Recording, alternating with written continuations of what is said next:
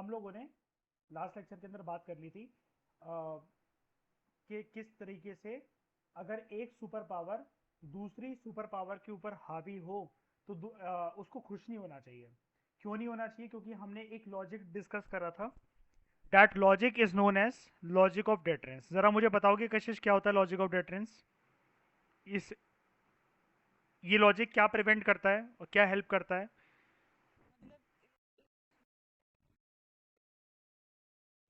Countries नहीं।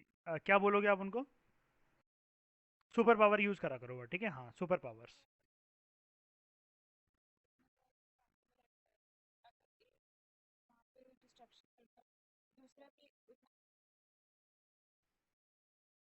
हाँ ठीक है, रिटेलिएट। रिटेलिएट। तो this ideology is known as logic of deterrence. जैसा कि आपने कहा, बिल्कुल ठीक कहा कि एक अगर सुपर पावर के पास इतनी कैपेबिलिटी है कि अगर वो दूसरे को खत्म करने की सोच भी दे तो उसको ये खुश नहीं होना चाहिए कि I will be the winner, because in the event of a nuclear war होता क्या है कि एक अनएक्सेप्टेबल डिस्ट्रक्शन करने के लिए दूसरी साइड के पास भी इनफ न्यूक्लियर वेपन रह जाएंगे। सामने वाले ए ने अगर अपने पूरे 100% वेपन जो है वो यूज कर लिए बी के ऊपर, तो चलो बी तो खत्म हो जाएगा, लेकिन मैंने आपको बताया था बी को ऐसा ना समझो कि उसी के देश में न्यूक्लियर वेपन्स इंस्टॉल्ड है। उसके पास बड़े सारे मिलिट्री बेसेस हैं जहां पर उसने अपने न्यूक्लियर इंस्टॉलेशंस करवा रखी होंगी। तो जो उसके एलीज होंगे वो भी आपके ऊपर अटैक कर सकते हैं, तो आपकी भी कोई हस्ती नहीं रह जाएगी, आपकी भी कोई पहचान नहीं रह जाएगी। ठीक है? और ये वाली बात क्लियर हो गई थी। मैंने क्या ये वाला पैराग्राफ पूरा करवा दिया था? एक बार रिकॉल करवाओगे मुझे जरा? क्या कि कोल्ड वॉर कोल्ड ही रहा था, वो it never converted into a hot war, shooting war, बताया था ना ये वाली चीज मैंने? ठीक है, कर ली थी ना? ठीक है। तो ये जो डेटरेंस की रिलेशनशिप थी, इसने राइवलरी जो थी सुपर पावर्स के बीच में प्रिवेंट करी। आई थिंक हमें इस वाले पैराग्राफ से स्टार्ट करना है ना? यहीं से स्टार्ट करना है ना आज की क्लास? ठीक है। इससे पहले मैंने आपको एक बात कही थी कि मैं आपको ये बताऊंगा कि जो लिटिल बॉय और फैटमैन वाली जो डिबेट है ना, यहाँ पर देखते हैं। देखो, साइड में जो आपको ये पिक्चर्स दिख रही हैं, देखो, ये पिक्चर, ये ये ये ये वाली, ये ये और ये, ठीक है?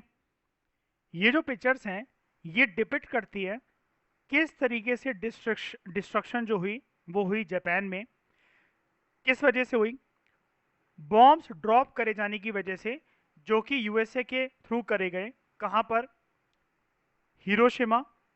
जो हिरोशिमा के ऊपर गिराया गया, याद रखना Kashish, it was code named as little boy. जो नागासाकी के ऊपर गिराया गया, it was code named as fat man. ये जो दोनों के दोनों बॉम्ब थे, छोटे थे। The bombs were very small in their destructive capacity. ठीक है? मतलब, और हम लोग बॉम्ब की डिस्ट्रक्टिव कैपेसिटी को, जो न्यूक्लियर बॉम्ब्स होते हैं, किस में मेजर करते हैं? किलो टन यील्ड के हिसाब से। As compare to nuclear bombs, इनकी डिस्ट्रक्टिव कैपेसिटी काफी कम थी। ठीक है? ये लिखा हुआ ना, yet these bombs were very small in the destructive capacity, जिसको मेजर करा जाता है किलोटन यील्ड में, as compare to the nuclear bombs that were to be available in the stockpiles assembled by the super powers. ठीक है? Super powers इस time पे nuclear weapons भी इंस्टॉल करना उन्होंने स्टार्ट कर दिए थे, लेकिन उसके कंपैरिजन में बहुत ज़्यादा कैपेसिटी इनकी नहीं थी। लेकिन सोचो ज़रा, जब कैपेसिटी नहीं थी, जब ये राइटर ये बोल रहा है, तब कितनी तबाही मचा दी इन्होंने। कैपेसिटी अगर उतनी होती तो क्या ही होता। जैसे लिटिल बॉय जो कि हिरोशिमा के ऊपर गिराया गया, यहाँ पर देखो, लिटिल बॉय जो कि हिरोशिमा के ऊपर गिराया गया, और फैटमैन जो कि नागासाकी के ऊपर गिराया गया। तो little boy 15 kiloton, fat man 21 kiloton. आप इसको यहाँ से भी याद रख सकते हो, जैसे मतलब ये तो आएगा नहीं कौन सा ज़्यादा भारी कौन सा कम है, ये वाहियात क्वेश्चन नहीं आएंगे। लेकिन फैटमैन आप ऐसा याद रख सकते हो यार, जो वो भारी वाला था वो फैटमैन, नाम से ही पता लग रहा है, और वो गिरा था नागासाकी के ऊपर। ये बस याद रखना कि हिरोशिमा नागासाकी का कुछ अपने दिमाग में स्टोरी बना लो कि कौन सा क्या था। अभी तक ये क्वेश्चन ऐसा कुछ आया नहीं है। मतलब लिटिल बॉय फैटमैन क्या है ये आ सकता है, लेकिन कौन सा कोडनेम का बॉम्ब कौन से शहर पे गिरा था, हिरोशिमा पे गिरने वाला कौन सा, नागासाकी पे गिरने वाला कौन सा, ये क्वेश्चन नहीं आया है। लेकिन हम तो सिर्फ सीबीएसई के हिसाब से नहीं, हर चीज़ों के हिसाब से अपने दिमाग में कहानी बनाने की कोशिश करते हैं ना, चाहे कोई सा भी एग्जाम हम टैकल करें। तो एक बार इस पे बस ध्यान दे लेना, ठीक है? अच्छा, एक चीज़ मैं आपको बता देता हूँ। पॉलिटिकल साइंस, सोशियोलॉजी, साइकोलॉजी में क्या होगा कि बड़े सारे सोशियोलॉजिस्ट के नाम, किसी थ्योरी के नाम, पॉलिटिकल साइंस में किसी इवेंट का नाम, या जैसे ये जो वो है लॉजिक ऑफ डेटरेंस या फिर लिटिल बॉय फैट मैन, जैसे ये नाम है, ये छोटे छोटे फैक्ट अगर आप या बंदों के नाम या डेट इवेंट या कुछ भी चीज़ अगर भूलने लगो ना, तो अपना आप कुछ भी कर सकते हो उसके लिए, अपनी टेबल्स पे या कहीं पर भी एक चार्ट वार्ट लगाकर स्टिकी नोट्स पूरे साल के लिए मेंटेन कर लो, इस साल के लिए। ज़्यादा दिन तो नहीं रह गए कवर कंप्लीट होने में, देखो 12th स्टार्ट हुई है, लेकिन मैं आपको अपोजिट बात बोल रहा हूँ कि ज़्यादा दिन नहीं रह गए हैं 12th मतलब आपके बोर्ड के एग्जाम्स आने में, क्योंकि रॉकेट की तरह टाइम बीतेगा।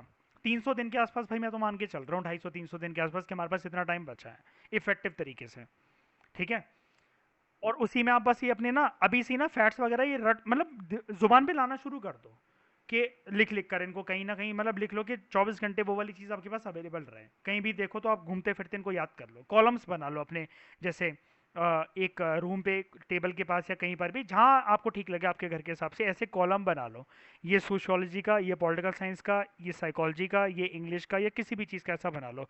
उस पर बस वो फैक्ट्स जो जो आप लिखते चलोगे वो करते चलो, ऐसे करते चलो करते चलो, ठीक है। टर्म वाइज भी बना सकते हो कि जैसे फर्स्ट टर्म या मिड टर्म के जैसे पेपर हुए तब तो उस टर्म का बना लो, ऐसा करते धीरे धीरे करके वो एक एक चार्ट फैक्ट फाड़ते फाड़ते नया चार्ट बनाते चलना, तो कि जो चीज़ें याद हो जाएंगी फिर आपको वो दोबारा नहीं देखनी पड़ेगी, ये वाली चीज़, ठीक है।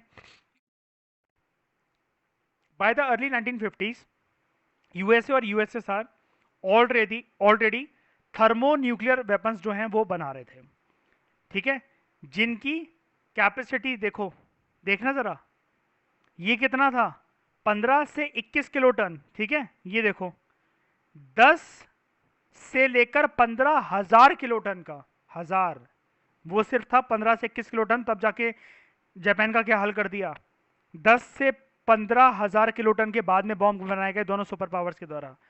दूसरे शब्दों में बस वो ये आपसे ये कह रहा है इन सारी ज्ञानबाजी करके कि ये जो बॉम्ब्स थे these were 1000 times more destructive than the bombs use in Hiroshima and Nagasaki, बाद में जो सुपर पावर्स के द्वारा थर्मो न्यूक्लियर वेपन्स बनाए गए। तो एक तरीके से मैंने आपको शुरू में बताया था ना, cold war was also arms race, कि कौन ज्यादा वेपन्स वगैरह वो बना सकेगा, है ना। बस लेकिन अच्छी बात यही थी कि हॉट वॉर में कभी कन्वर्ट नहीं हुई, हॉट वॉर में अगर कन्वर्ट हो जाती देन इसको थर्ड वर्ल्ड वॉर बनने से कोई रोक नहीं सकता था। लेकिन क्यों नहीं बन पाया, क्यों हो नहीं पाया, because of a logic known as logic of deterrence, LOD, logic of deterrence. Cold war के ज्यादातर टाइम पर, ज्यादातर ड्यूरेशन पर, जिस टाइम पर कोल्ड वॉर चला, दोनों सुपर पावर जो थी हजारों की संख्या में उनके पास इस तरीके के न्यूक्लियर वेपन्स, थर्मोन्यूक्लियर वेपन्स या फिर लिटिल बॉय फैटमैन जैसे गिरने वाले छोटे छोटे वेपन्स थे। इसलिए मैं इसको बार बार कह रहा हूँ, ये आपको टर्म अभी आने वाले टाइम में सुनने को मिलेगी, आने चैप्टर के थोड़े से आगे वाले पार्ट में, आर्म्स रेस, जब हम कॉजेज डिस्कस करेंगे कोल्ड वॉर के। इतनी बात समझ में आ गई, ठीक है। अब हम लोग डिस्कस करेंगे आज की क्लास में main military features of cold war, ठीक है, main military features of cold war. सबसे पहले यहां पर ये क्वेश्चन लिख लो, ये बहुत इंपॉर्टेंट क्वेश्चन है, बच्चों को आंसर ही नहीं मिलता कि सर मिलिट्री फीचर्स तो दे ही नहीं रखे हैं, हमने तो अपना बनाकर लिख दिया यार, ये पैराग्राफ के अंदर ये लाइन से उठाया जाता है क्वेश्चन। लिखो आप क्वेश्चन सबसे पहले, what what were the main military features of cold war, ऐसे यही लिखो, what were the main military features of cold war.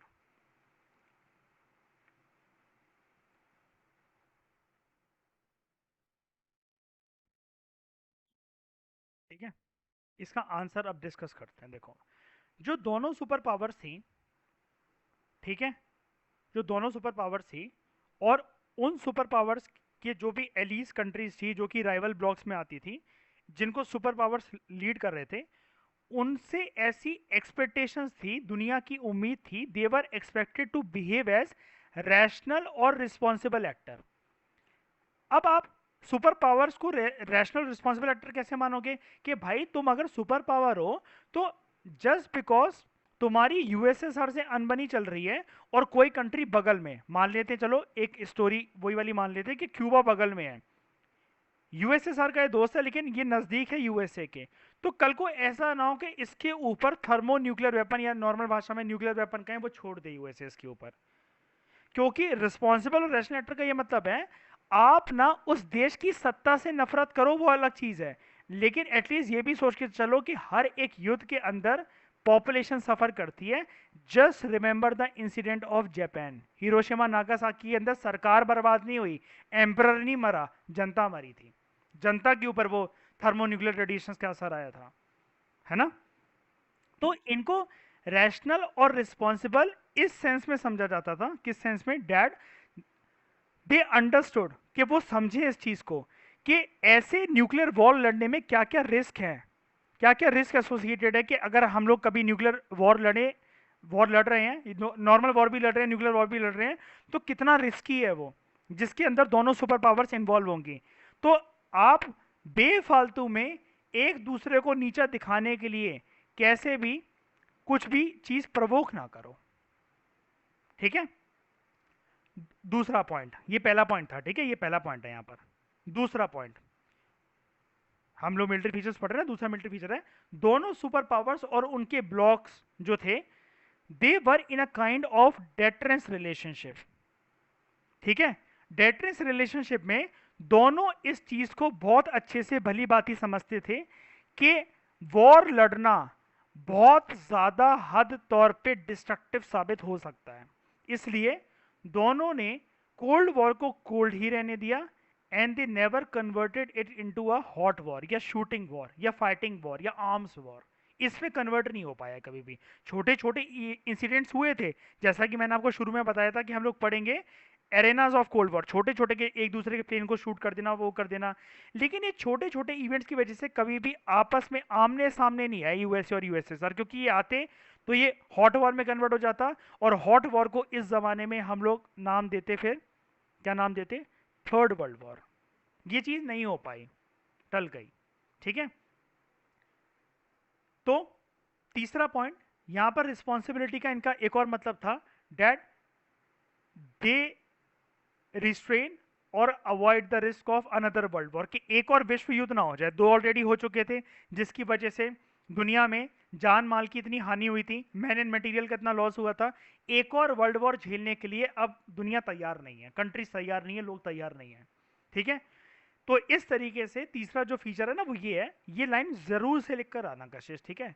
Cold war manage to ensure human survival, कि कोल्ड वॉर में जो भी इंसिडेंट्स हुए हैं, जैसे हम देखेंगे यूएसए और यूएसएसआर ने एक दूसरे को नीचे झुकाने के लिए उन्होंने आर्म्स रेस का दाव खेला।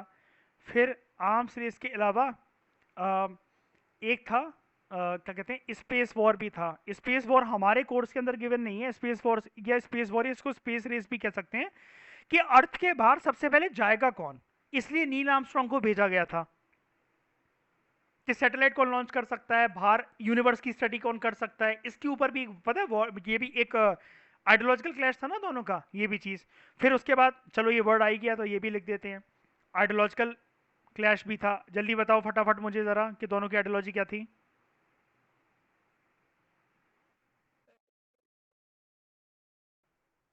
यूएसए कैपिटलिज्म और डेमोक्रेसी, डेमोक्रेसी यूएसएसआर की कम्युनिज्म और सोशलिज्म, याद है आई थिंक, अच्छा ना, चलो आपको अच्छी बात है। तो ये सब चीज़ों की वजह से क्या हुआ कि कभी भी ये जो हुआ, आर्म्स रेस हुई, स्पेस रेस हुई, आइडियोलॉजिकल क्लैशेस हुआ, कुछ कुछ इवेंट्स के अंदर एक दूसरे के प्लेन को शूट भी कर दिया गया। सबसे इंपॉर्टेंट इवेंट जैसे जिसकी वजह से स्टार्ट हुआ था, आपने देखा था, क्यूबन मिसाइल क्राइसिस। लेकिन कभी भी ऐसा नहीं हुआ कि मानव जाति को इससे कभी भी नुकसान हो, कि ह्यूमन सर्वाइवल इंश्योर ना हो सके। ह्यूमन सर्वाइवल इंश्योर हो पाया क्योंकि कोल्ड वॉर कोल्ड ही रहा, वो हॉट वॉर में कन्वर्ट नहीं हो पाया, and thankfully it never converted into या led to third world war. बात क्लियर। अब हम ये देखते हैं दो पावर ब्लॉक्स की इमरजेंस। नेक्स्ट टॉपिक हमारा है emergence of two power blocks. यहाँ से चैप्टर अब आपका इंटरेस्टिंग हो जाएगा और ज्यादा, ठीक है। जैसे कि ऊपर क्राइसिस का टॉपिक आई थिंक आपको मजे आए होंगे। अब हम लोग दो सुपर पावर्स की इमरजेंस देखेंगे। वैसे तो आपको ये पूरी कहानी पता है, वॉर्सो पैट नेटो वही सब बातें हैं, तो इसलिए आपके लिए इजी रहेगा, ठीक है। जो दो सुपर पावर्स थे, क्या कौन से थे दो सुपर पावर, जल्दी बोलो। यूएसएसआर, वो ना बहुत कीन थे कि वो अपने स्फीयर ऑफ इन्फ्लुएंस को एक्सपेंड करें दुनिया के विभिन्न कोनों में, ठीक है। कि मतलब मान लो कि यूएसए अगर यहाँ पर लोकेटेड है तो वो चाहता था कि उसकी जो पहुंच है, वो वर्ल्ड प्रेजेंस जो है वो और जगह फैले। सिमिलर सी चीज़ जो है वो यूएसएसआर चाहता था कि वो हर डायरेक्शन में एक महारत कमाए, कि मतलब ज़्यादा से ज़्यादा कंट्रीज़ को ये लोग अपने कैंप में, अपने ग्रुप में जोड़ सकें। यही तो है ना, इस चीज़ के ऊपर ये बहुत ज़्यादा ना मतलब बेचैन रहते थे। तो यहाँ पर क्या हुआ, अब दुनिया ना जब ये जोड़ने लगी, और दुनिया चाहती भी थी कि भाई सेफर साइड तो वही है कि किसी भाई एक इनमें से किसी एक सुपर पावर को ज्वाइन कर लो, तो कल को कुछ भी अगर आसपास की कंट्री से तनाव की स्थिति अगर पैदा हुई, क्लैश की स्थिति अगर पैदा हुई, तो एटलीस्ट ये सुपर पावर हमारी आके हेल्प कर देंगे, हमारे मिलिट्री बेस बना लेंगे। ठीक है, तो दुनिया जो थी इस टाइम पर बहुत शार्प तरीके से डिवाइड हो गई थी between the two alliance system. दो अलायंसेस के अंदर दुनिया बेसिकली बट गई थी। One alliance was lead by USA and another alliance was led by USSR.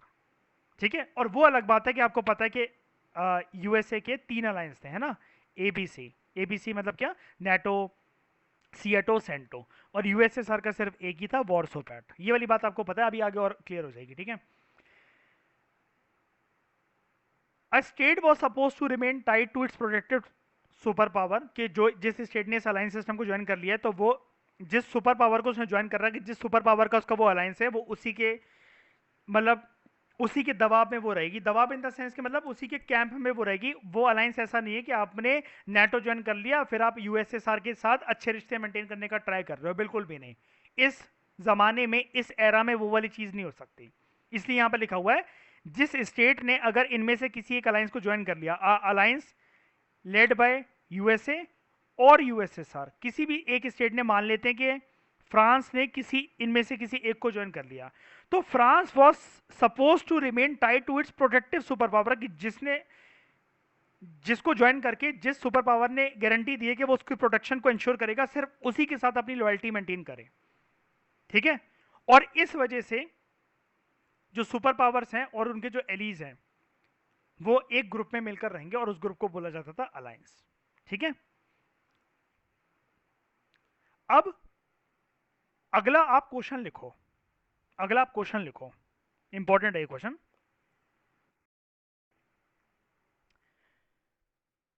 What were the benefits? What were the benefits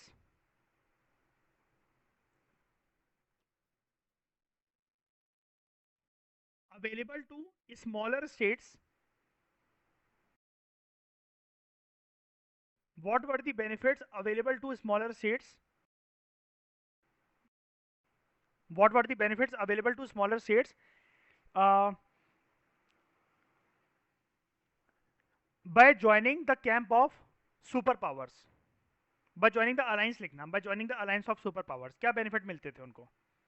What were the benefits available to smaller states by joining the alliances of superpower?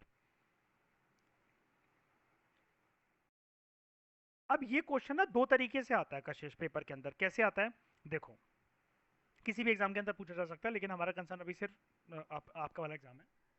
अ, देखो, एक थे smaller states. अब smaller states क्या है, smaller states are basically allies. दूसरी side पे कौन है, कोई भी एक सुपर पावर खड़ा हुआ है। ठीक है, कोई भी हो सकता है वो, एक यूएसए हो सकता है या यूएसएसआर हो सकता है, इसके अलावा लेकिन कोई नहीं हो सकता। मतलब दो कैटेगरी में है कि भाई एक है एली और उसके सामने उसका सुपर पावर जिसकी उसने अलायंस ज्वाइन कर रखी है। ठीक है, क्वेश्चन ना दो तरीके से आते हैं। सुपर पावर को क्या बेनिफिट मिलते थे एली स्मॉलर स्टेट्स को अपने ग्रुप में शामिल करवाकर, और मैंने अभी आपको क्या क्वेश्चन दिया है, स्मॉलर स्टेट्स को क्या बेनिफिट मिलते थे सुपर पावर को ज्वाइन कर। ये दो तरीके से कोई क्वेश्चन होते हैं, ऑल्टरनेटिव ईयर पे ऑल्टरनेटिव तरीके से पूछे जाते हैं। इस कभी किसी साल वो ये पूछता है कि सुपर पावर को क्या फायदा स्मॉलर स्टेट्स को अपने नेटो, सीएटो, सेंटो, वॉर्सो पेट में ज्वाइन करवाकर। दूसरे तरीके से क्वेश्चन आता है स्मॉलर स्टेट्स को या उसके एलीज को क्या फायदा सुपर पावर को, काय को भाई वो तुम ज्वाइन करने जा रहे हो। ठीक है, तो देखते हैं सबसे पहले अभी हमारा कंसर्न क्या है, ये स्मॉलर स्टेट्स को क्या फायदा मिलता था सुपर पावर्स को ज्वाइन करके। तो आप यहां से इसका आंसर लिखना शुरू करो, ये पॉइंट है इसका आंसर का। ठीक है, कि स्मॉलर स्टेट्स अपने जब वो किसी भी एक अलायंस को ज्वाइन करते थे, ठीक है, जिस भी सुपर पावर का वो अलायंस होता था उसको ज्वाइन करने से उनके खुद के पर्पस सर्व होते थे। क्या थे वो पर्पस? नंबर वन, उनको ना प्रॉमिस मिल जाता था। कशिश थोड़ा सा सेंसिबली सोच कर देखो, उनको ना प्रॉमिस मिल जाता था, भाई छोटी सी कंट्री, कोई मान लेते नेपाल है, नेपाल को डर है कि भाई आसपास की सारी कंट्रीज ने ना यूएसए के कैंप को ज्वाइन कर रखा है। नेपाल ने यूएसएसआर को ज्वाइन कर लिया। अब ज्वाइन करने का यहां पर इस टाइम पे ये मतलब था कि उनको ना, ये देखो, प्रॉमिस मिल जाता था कि भाई आपकी टेरिटरी, आपकी सॉवरेनिटी, आपकी इंटेग्रिटी, आपके जनता की रखवाली करना हमारा काम है। हम आपको प्रोटेक्शन देंगे, हम आपको वेपन्स देंगे, हम आपको इकोनॉमिक एड भी देंगे against the local rivals. Local rival मतलब आसपास के सारे, अभी जो हमने एग्जांपल लिया, आसपास के सारे जो नेबरिंग टेरिटरीज हैं वो नेपाल की दुश्मन है ना। लेकिन जब वो ये देखेंगी बाकी सारी यूएसए के ग्रुप का पार्ट है और नेपाल ने यूएसएसआर को ज्वाइन कर लिया, तो नेपाल से पंगे लेने की दम वो नहीं रखेंगी, क्योंकि उनको पता लग जाएगा कि नेपाल ने अब यूएसएसआर के वॉर्सो पैक्ट को ज्वाइन कर लिया है, तो भाई शायद से इसके पास भी अब न्यूक्लियर वेपन होंगे, और अगर हम इससे भिड़े तो ये भी हमारे ऊपर कुछ ना कुछ छोड़ सकता है, न्यूक्लियर वेपन या मिसाइल या कोई वो करके। और यूएसएसआर कभी भी इसके सपोर्ट में आके हमसे लड़ सकता है, हमें तबाह कर सकता है ना। तो यहां पर लोकल राइवल्स को हेल्प मिल जाती थी। तो अब आप समझ गए कि स्मॉलर स्टेट क्यों ज्वाइन करते थे। स्मॉलर स्टेट कभी कभार इसलिए ज्वाइन करते थे, मजबूर हो जाते थे कि जैसे ये एक कंट्री है एबीसी, ये हर जगह से दुश्मनों से घिरी हुई है, इसको समझ में नहीं आ रहा। और दुश्मन क्यों है इसके? क्योंकि वो दुश्मन या तो एक बॉर्डर डिस्प्यूट या वाटर डिस्प्यूट की वजह से है, या तो ये दुश्मन इसलिए है क्योंकि एबीसी जिस आइडियोलॉजी को सपोर्ट करता है, बाकी सारे आसपास की नेबरिंग कंट्रीज जो हैं वो उस आइडियोलॉजी को सपोर्ट नहीं करते। मान लेते एबीसी की आइडियोलॉजी कैपिटलिज्म प्लस डेमोक्रेसी, बाकी सब सपोर्ट करते हैं कम्युनिज्म और सोशलिज्म, और इसको भी वैसा बनाना चाह रहे हैं, लेकिन ये मानता नहीं है। तो बाकी सब ने इसका मतलब ज्वाइन कर रखा है यूएसए के कैंप को, और ये ज्वाइन करेगा यूएसएसआर के कैंप को। लेकिन इससे होगा क्या? कैंप ज्वाइन करने की वजह से बात न्यूट्रल हो जाएगी ना। आप रात को घर से बाहर निकल रहे हो, चोर उचक्के लुटेरे घूम रहे हैं, ठीक है, आपने कहा भाई मुझे डर लगता है इस रोड से जाने में। मैंने क्या करा, आपको 4 वफादार, हद से ज्यादा वफादार जर्मन शेपर्ड दे दिए मैंने आपको। कोई आ पाएगा आपके पास? खूंखार एकदम से, दांत की जगह भाई लोहा लगा हुआ है उनके। ठीक है, यही चीज है कि मतलब यहां पर ना सामने वाले को, पार्टी को हमें डराना है। जैसे आप अभी डर के घूम रहे थे रोड पे, है ना, कि यार इस रोड पे यार मतलब मैं कैसे जाऊंगी, मुझे डर लगता है ये वो करके। लेकिन बस जर्मन शेपर्ड्स का आपको सपोर्ट मिला और आप सीना चौड़ा करके घूम रहे हो आराम से, बेझिझक, बिना डर के। ठीक है, यही सेम चीज यहाँ पर फॉलो होती थी। आई होप आप कनेक्ट कर पा रहे हो। ठीक है, हाँ एग्रीमेंट क्या, एग्रीमेंट क्या, देखो वो बोलते थे कि सर आसपास की कंट्रीज ने ना हमें बहुत सता रखा है, क्या कहते हैं ये सब ना, मिलके सता रहे, और किसी भी वक्त मेरी टेरिटरी पे कब्जा हो सकता है या फिर कुछ भी हो सकता है। अब मतलब हमें ना प्रोटेक्शन चाहिए आपसे। सुपर पावर्स ने बोला ठीक है हम आपको प्रोटेक्शन दे देंगे।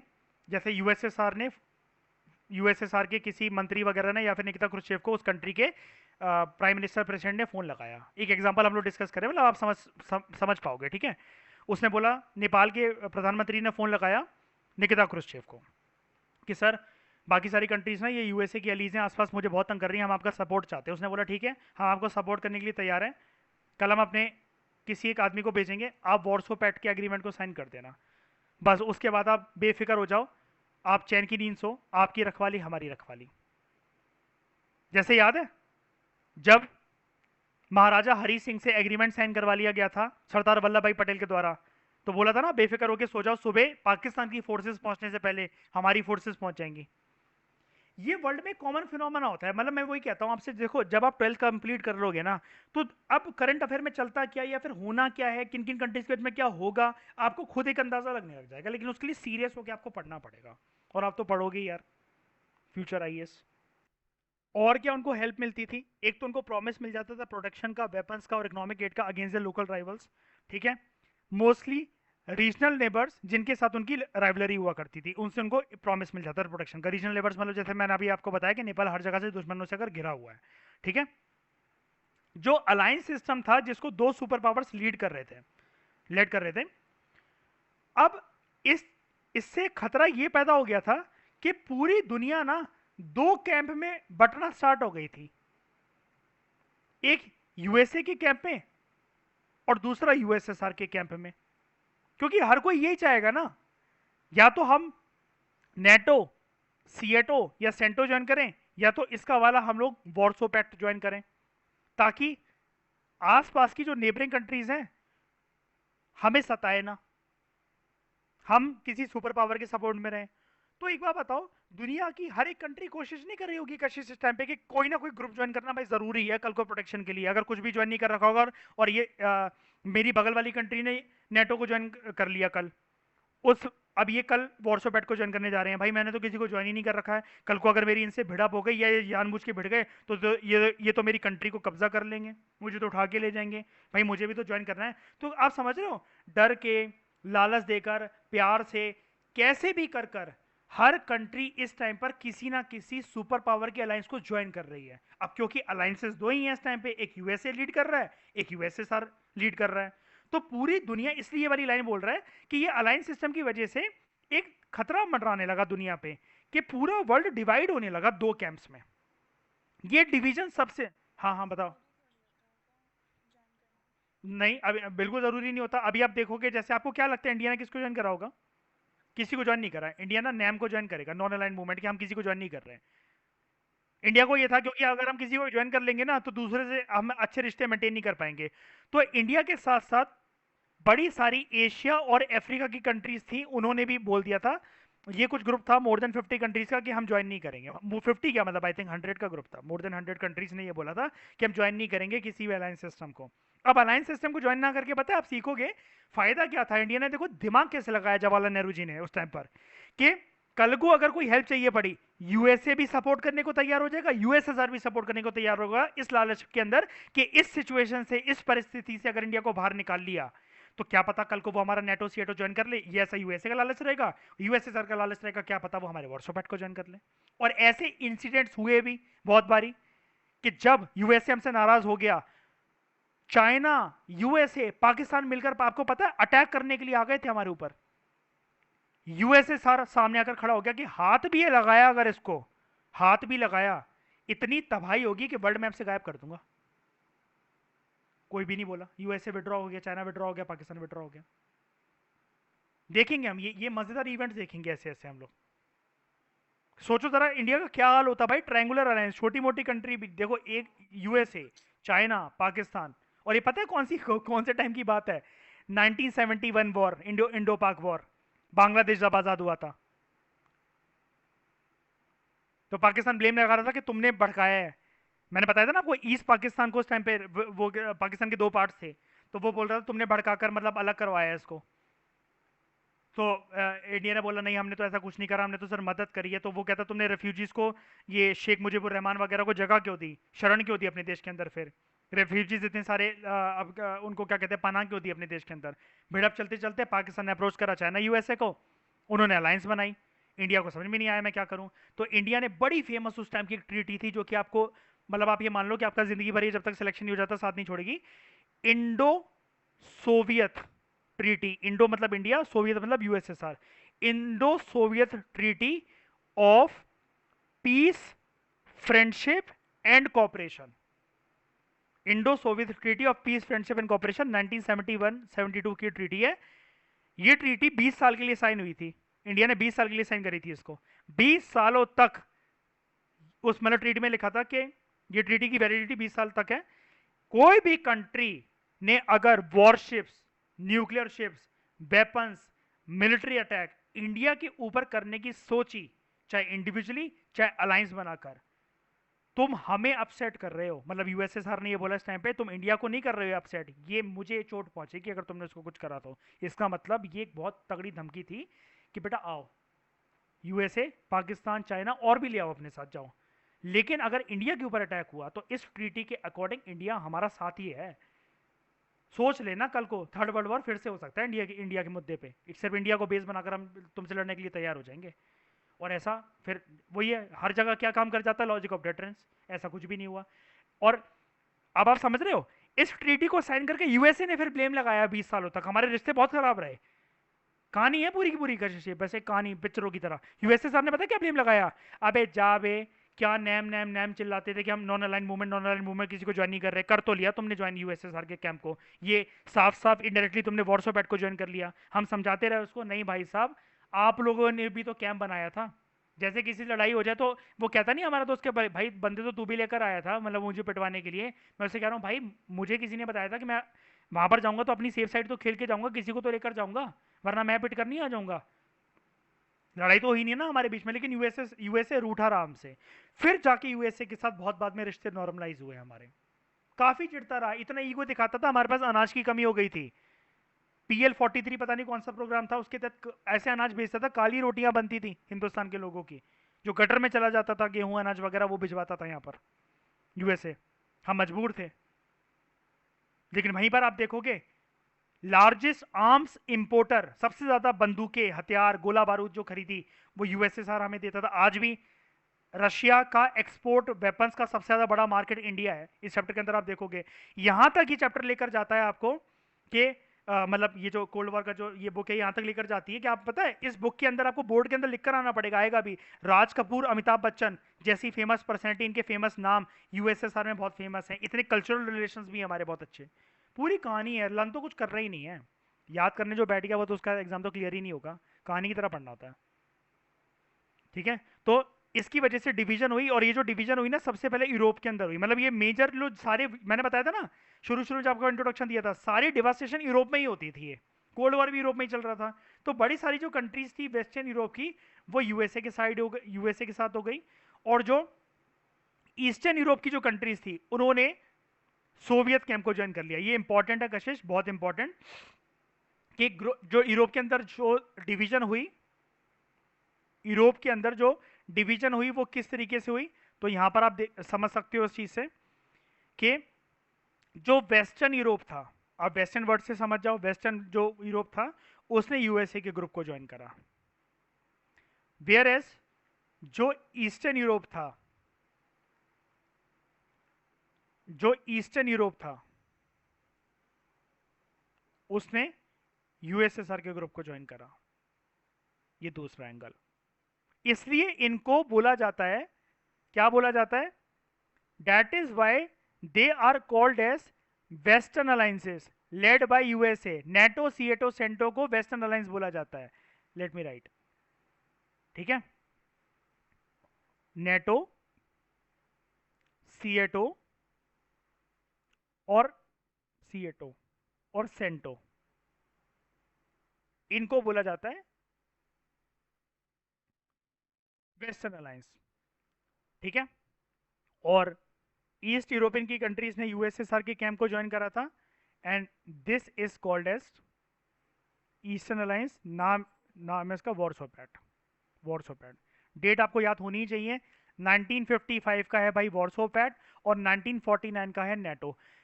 हम लोगों को सीएटो और सेंटो से कंसर्न नहीं होना है, NATO and Warsaw pact are important. Clear हुई ये वाली चीज, पहले मुझे बता दो। हाँ जी, हाँ जी।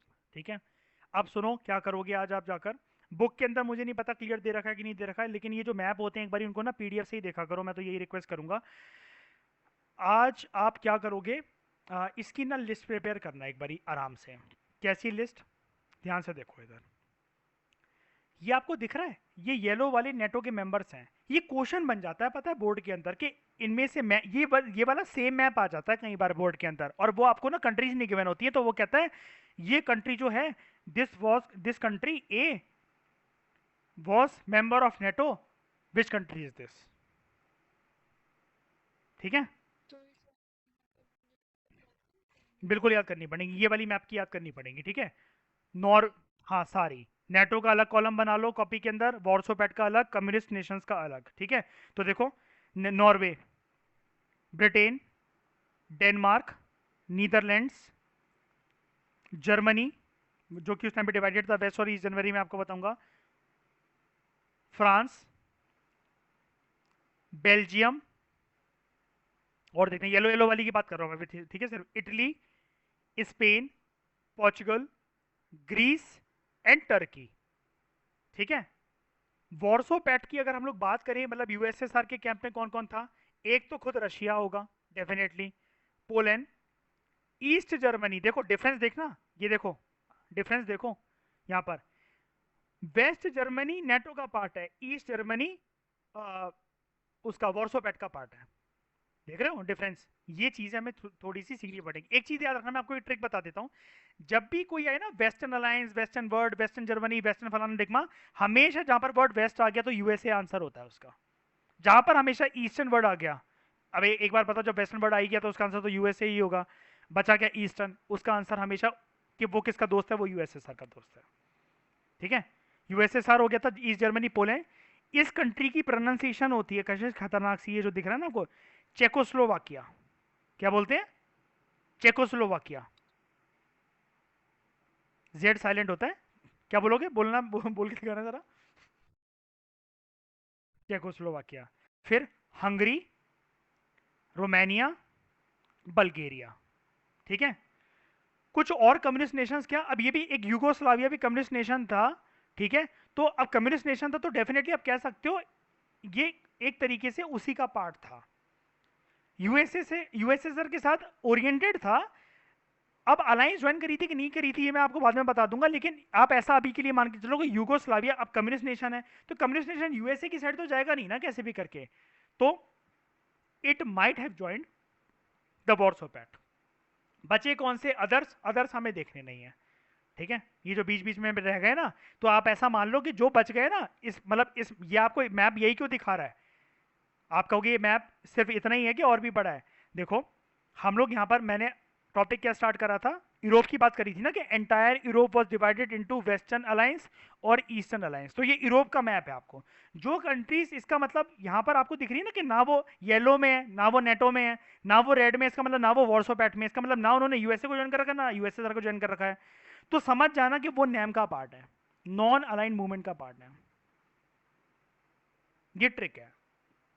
तो बस आपको आज क्या करना है, लिस्ट बनानी है ध्यान से, बिल्कुल देख देखिए, पीडीएफ से ही देखना, बुक में क्लियर नहीं नजर नहीं आता। मैं बुक की इमेजेस के ऊपर मैं बिल्कुल रिलाई नहीं करता किसी भी बुक के ऊपर, कलरफुल क्योंकि चीज़ें यहीं से शार्प तरीके से पीडीएफ से ही दिखती हैं। इसको अपने टैबलेट या लैपटॉप पे खोल के बैठना, एक एक कंट्री ऊपर से लाते नीचे तक ध्यान से सोचना, फिर लिस्ट आपके पास एक बारी जब आ जाएगी ना, आप कभी कंफ्यूज नहीं होगे इस चीज़ में।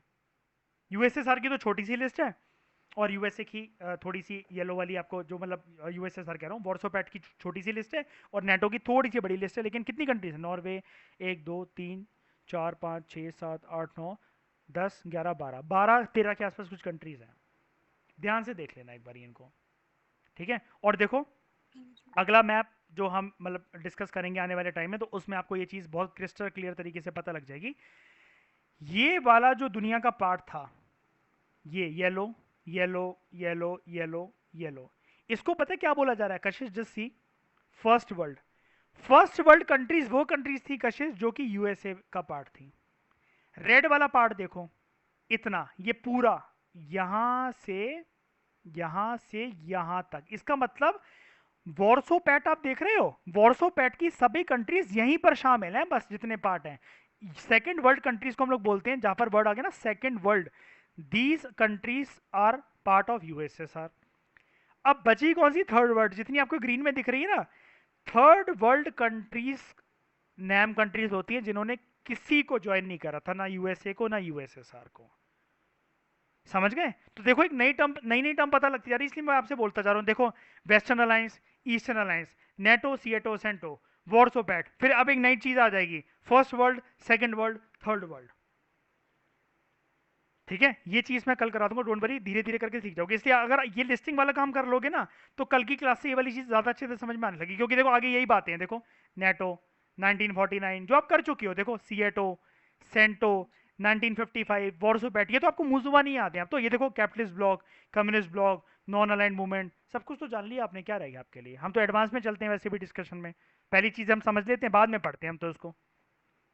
ठीक है, चिल रहो, बस थोड़ी सी, बस शुरू शुरू की मेहनत है बस ये, और कहानी तो आपको पता ही है, बस अंग्रेजी में कन्वर्ट करके लिखना है उसको। ठीक है, तो इस डिस्कशन में बुला लेते हैं। Thank you very much for discussion.